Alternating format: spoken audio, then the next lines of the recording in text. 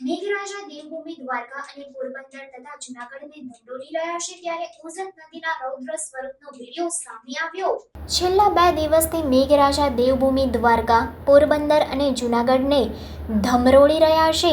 જૂનાગઢમાં સાર્વત્રિક ધોધમાર વરસાદના પગલે ઠેર ઠેર જળબંબાકારની સ્થિતિ સર્જાઈ રહી છે। ભારે વરસાદને પગલે ઓઝત અને સાબરી નદી ગાંડીતુર બની છે।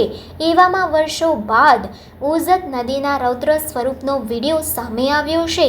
સતત પડી રહેલા ધોધમાર વરસાદના કારણે ઓઝત નદીમાં જળસ્તર વધી રહ્યું છે। નદીનું પાણી કાંઠા પર બનાવવામાં આવેલા પાળા તોડીને આસપાસના ખેતરોમાં ફરી વળ્યું છે। હજારો વીઘા જમીનમાં પાણી ફરી વળતા ખેડૂતોને વ્યાપક નુકસાનીની ભીતિ સેવાઈ રહી છે।